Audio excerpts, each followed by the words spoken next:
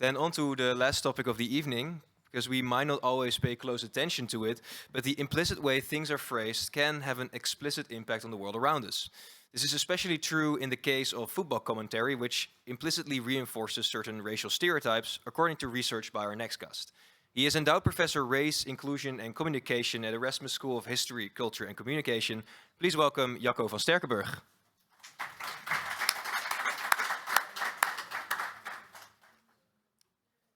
Jacco, take a seat, grab a bitterball. It might still be scalding hot, so watch out. Before we start the discussion, however, he will be joined by someone else in this discussion, by someone from the field itself, a journalist, presenter, and someone who provides the commentary for fine art games at RTV Rijnmond. Please welcome Dennis van Eersel.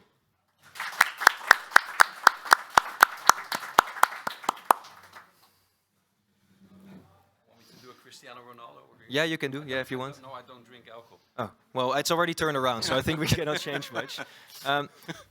Dennis, I already told you at the beginning when we were having dinner. Pretty brave of you to come here when we're talking about implicit bias in commentary. Such a brave man. Yeah. Such a brave man, yes. Because can you shortly tell us what you do at it's RTV Rijnmond? Yeah, sure. I give commentary at the football games, most specifically the Feyenoord games, in our specific, totally non-objective way, since we follow it from a Rotterdam perspective. And I've been doing that for, this is my 11th season now. Okay. Yep. So then over to you, Jacco. Your research is actually about football commentary and football media and about bias in these media. So what exactly have you found in your research? Yeah, so we do research in different countries. The Netherlands is one of them, but also England, Poland, Spain. So we can also do a comparative study. And what you see is that within the commentary, racial bias exists, but it's different per country. In our recent studies, I must say, especially Poland and England come out as being quite racially biased, meaning black players being portrayed very often with natural physical strength, like natural physicality. But What do you mean by natural physicality? Well, like the image here says, like being very fast, like an animal, almost. Like images like this, you see them more often with black athletes than with white athletes. So the comparison with animal-like speed or strength is being reproduced much more than with white athletes. White athletes, on the other hand, are more often seen as tactical, smart, having leadership. It's also those capacities that are important in society. If you want to reach a powerful position, or become a coach in football, you also need to be associated with leadership, with being tactical. And that's exactly the capacities that are associated with white people in football or in sport generally, and not with black. So it has also consequences for coaching careers later on. We see very few black coaches. We only see white coaches. Well, there are exceptions, of course, but they are very few. In the Netherlands, by the way, because we did it in different countries, Netherlands, in the recent studies, we also see the association of black athletes with physicality and with speed, but not so much that white athletes are seen as more intellectual. That's not what we see. So the Netherlands is a bit more, kind of a bit less biased, you could say, a bit less, less stereotypical compared to other countries. Well, Dennis, that might be good news for you. Yes. What is your reaction to all this? Is this something you recognize through the work that you do? Yes, I've heard about a study covering this topic a couple of years ago already. And I have a background in, perhaps people know it, neuro-linguistic programming. Short said, it's a school of thought that believes that human behavior can be changed by changing the way someone thinks, to say it very simplistically. And there are many studies in that. And also language is a way people subconsciously show what's their image of the world. Words have a meaning for the person who's using those words. So in giving commentary, listening to other people giving commentary, this is something I keep in the back of my mind, and also monitoring my own words whilst giving commentary. Okay, and Thomas, is this something you also recognize from? Well, you've become a coach, so you're probably smart, and you have shown this in your work and the commentary about you. Is this something you recognize as well right now? Yeah, I do. But I think there's also a cultural reason to this, because if you look how football is played, has been played different in Holland than in South Africa, for instance. So if you come from South Africa, you're a South African footballer, you show different qualities as a player. And I don't think as a coach that being tactical or being smart is better than being physical or very athletic. I think both are equal in value. So sometimes I think it's because someone is pointed out as how he looks. I don't think it's a bad thing. But if it's becoming racism, then of course it is.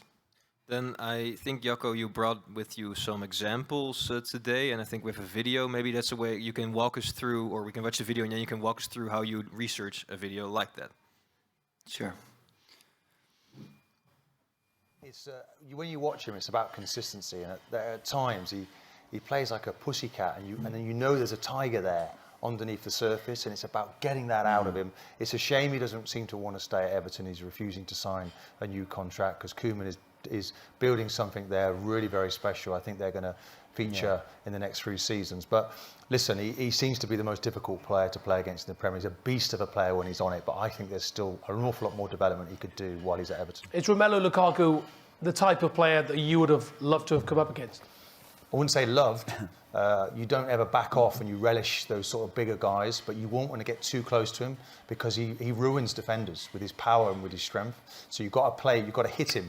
You've got to come in from the side and hit him and make sure you make the right decision, because if you don't, he's going to leave you. He runs around people like he's running in the outside lane. He's that quick and strong.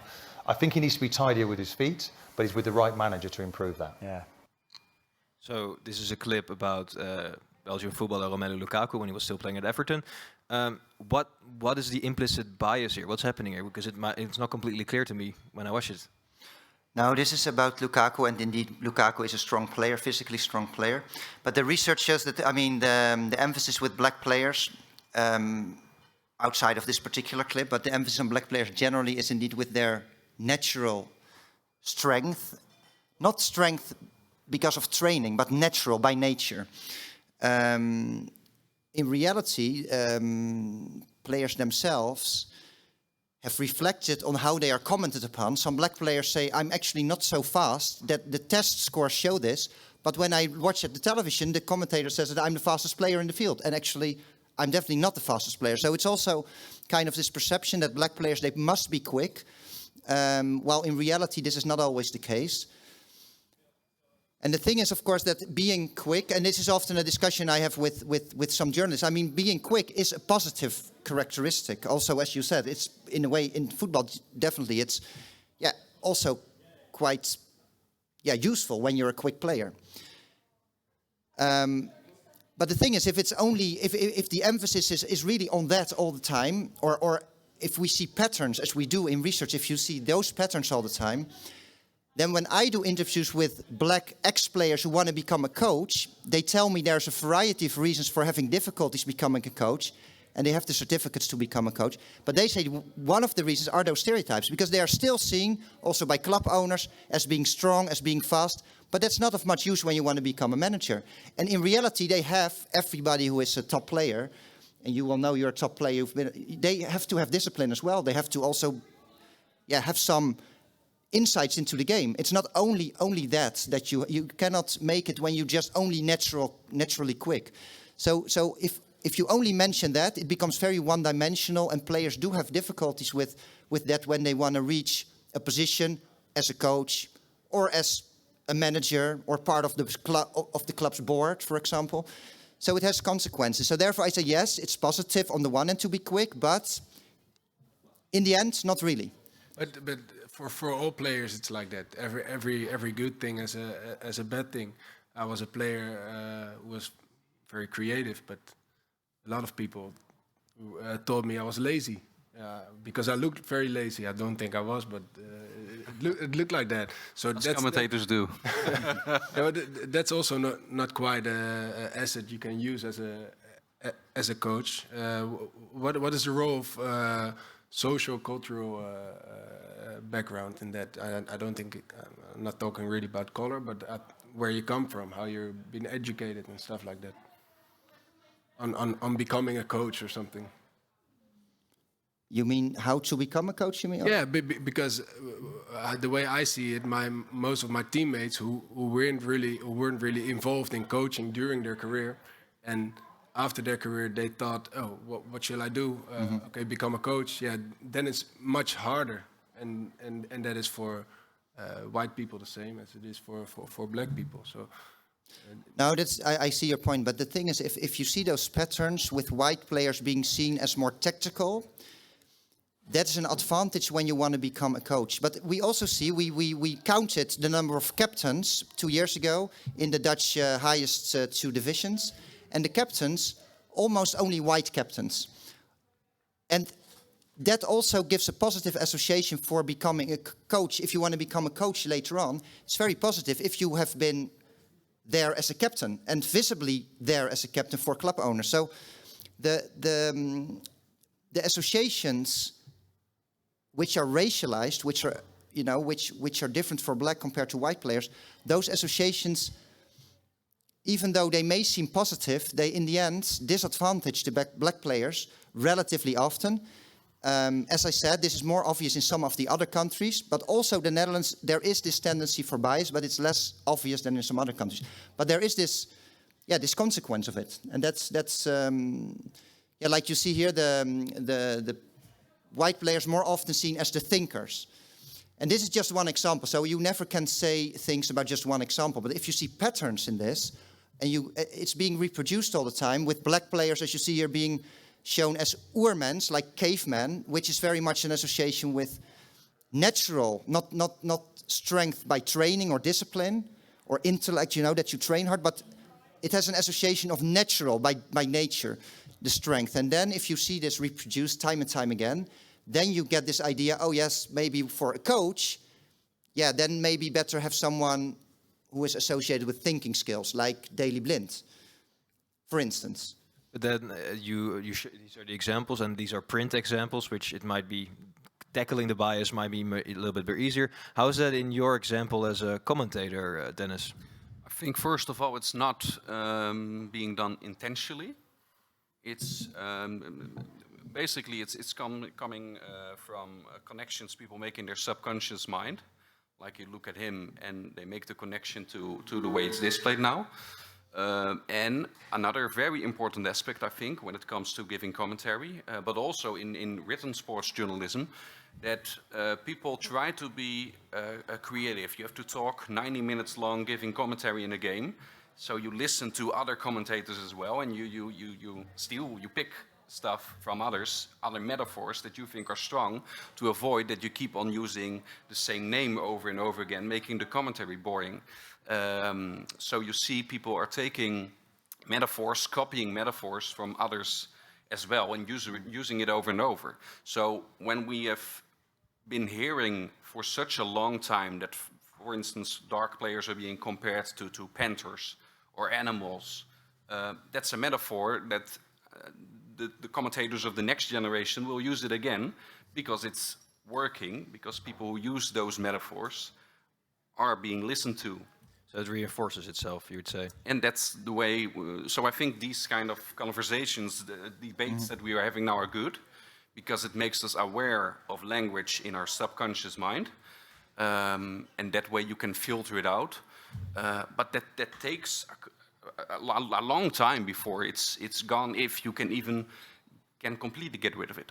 Is this something that's being tackled right now in journalism? Something like these examples, like this implicit bias? More and more, but I think more in the Western nations than like in Eastern Europe, what Jacco started off with. I think in Poland they are not at this stage yet talking or even having this debate. I also, by the way, I completely agree with the fact that it's often unintentional. So the thing is, we all have those stereotypes. I have them as well. We grow up with them. You cannot avoid, and especially white people who have not been themselves, the target of these kind of stereotypes, they don't even notice they use them. That also applies to myself, although I now because of the research I'm doing, I'm more aware of it. But we grow up with it. So also journalists, they do not do this on purpose. It's also unintentional often. So, but still, they have a massive audience, also of young people. So they have a specific responsibility, I would say, compared to just an individual on the street. And that is why I think it's indeed important to have these conversations and to, for commentators also to listen back to their commentary, to educate themselves, to read literature on it, to read, there's enough out there that you can read about this. So I think that's an important responsibility. And yeah, it's really good, I think, that you are here actually, because it doesn't, often it's just scholars talking about this, but I think it's good to have that dialogue and to then, start, becoming more aware of these things. As you showed a clip of a commentator speaking about Lukaku, but one of his qualities is his strength. So how would they analyze it the right way? I mean, it's hard always when you talk about an individual player. You're right, he is strong. So I'm mainly looking at patterns over time in a large amount of commentary, and then you see the patterns. But indeed, you're right. If you talk about this example, I would say that yes, he's strong, and you can definitely, of course, mention if someone is strong, whether it's white or black. He's strong. You can say that. But he also, a few times refers to him as like beastly qualities. There's a tiger underneath him. Those explicit associations I can understand. It's the metaphors, indeed. Journalists talk. I mean, it's kind of their work. They play with words. But when it's always with black players that those associations with beasts, if you ask me what can be changed, well, maybe that association either be aware and reduce that, or do it also with white players who are strong, because there are also white players who are strong. Mm-hmm. Like Harry Kane, a strong English player, and maybe we don't even see him as strong because we don't associate him with that because he's a captain, but he's also very strong. He's never associated with being strong. Well, but he is strong. So, I mean, but he is, of course, the captain, so we associate him with leadership. So, yeah, be aware of that kind of language where you associate black players with beasts, with lions, because that kind of animal-like associations, they have a history. And that history is also colonialism, that goes back centuries ago. And that there are black players feeling offended by that. And I can imagine that that's the case, being seen as animal-like, because it places them lower in the hierarchy. And that was indeed the purpose many centuries ago, to indeed place them lower in that hierarchy by showing they're more close to nature. Mm-hmm. And that is still reproduced in those sentences. So it's kind of an old discourse. And I think when journalists start reading about where this discourse, where those words come from, then they may not use them that often. But you can still say he's strong. That's a different thing. Okay, clear. Very clear. So, what is then the link between these implicit biases that we all, well, according to you, all kind of have or are grown up with, and, well, explicit bias that we can see in world football every now and then? Is there a link between that? That we can see where in? Between implicit bias and explicit, well, maybe racism in football that we often do experience. Yeah, so the explicit bias is very evident when people hear explicit bias or explicit racism, which happens rarely in just football commentary. But if it happens, people recognize it and people will say, we should stand up against it. It's very clear. The campaigns by UEFA, earlier on it was Say No to Racism, now it's Equal Game. Those are all directed at explicit racism. Say No to Racism kind of implies that you can recognize racism. So it's the explicit racism that you talk about. But when you have the implicit racism, it's very subtle. We don't recognize it unless you do research about it. Then you see the patterns, then you see the stereotypes, black players being associated with beasts. Because this fragment, most people will not even notice that it's a bias or maybe that it's maybe offensive to black players themselves. So these are subtle stereotypes, but they also have an effect. But we don't notice them. But you notice them when you start doing research or when you listen back. I know, David, you told me that you listen back to your commentary sometimes. This is quite rare because most journalists that I've spoken to, at least in the past, don't do that. But that's very good. I think if you listen back, you will notice they're subtle, but you don't notice them when you don't pay much attention to it. And that's the difference between them. And therefore they remain under the radar, but they are influential. There's also another big difference, I think. It's the subtle ones are... I'm very convinced those are being used in a non-intentional way, the way these pundits were giving their opinion. It's not, they were not thinking like, oh, I'm gonna portray him like a beast because he's black. But with the blatant racism, yeah, you cannot say that that's not intentional anymore when you boo a specific dark player when he has the ball, or even throw a banana on the pitch or something. So there's also, when it comes to intentions, a very big difference, I believe. Yeah, very true. Of course, that's also a difference between the explicit. That one is more intentional. If you do that, yeah, then you realize what you're doing. The implicit bias is usually not intentional, but it's still there, and there's still a responsibility for journalists, even though it's unintentional. That's the case that I want to make. Yeah. So what would be your final tips for Dennis? He already listens to his own commentary. What can he do? Well, the fact that he's here is already very. I mean, that's and he listens back. So I mean, in that sense, yeah. Take Dennis as an example, perhaps. That's what I would say to the journalist. No, but it's. I'm serious. I mean, listening back to your commentary, it's not that difficult. Maybe it happens more often because my interviews were a few years ago, but maybe it happens more often now, could be. But also educate yourself. Yeah, it sounds very cliche, but it's true. Educate yourself, read articles that I've written, that my colleagues have written, who are also here. It's not so difficult to find them. You can send me an email. Actually, that's Dennis. We made a very accessible handbook for media professionals with very. I mean, I think it's very powerful, also in the imagery. So I'm happy to send it to you. You can also distribute it. It's digital, so you can circulate. It's with your colleagues. So that's an example. Educate yourself. Listen back to your commentary. Start a discussion. Show up in these events like this. Sounds not that difficult, maybe cliche, but I think that's indeed a very good step forward. Okay. And if I want to tackle my own implicit biases, also read your work and that of your colleagues? Yeah, yeah. No self-promotion, but... No, exactly. I mean, my colleagues, and yeah, there are some PhD candidates, they are not here today, but they have done really good work on this, also in other countries than the Netherlands. Yeah, read that kind of work. And maybe when you listen to the commentary during the World Cup, if you watch, yeah, maybe you can also check for yourself whether this happens or not. That already is a good practice in maybe recognizing it, or maybe it's not the case. Maybe because football can also be a place where bias is challenged, where it doesn't happen. And it can also be an example for the rest of society in not using bias, right? That's also possible. So maybe good as a practice when you watch the World Cup. Okay, well, then I want to thank you, Jacco and Dennis. Please give them one more round of applause.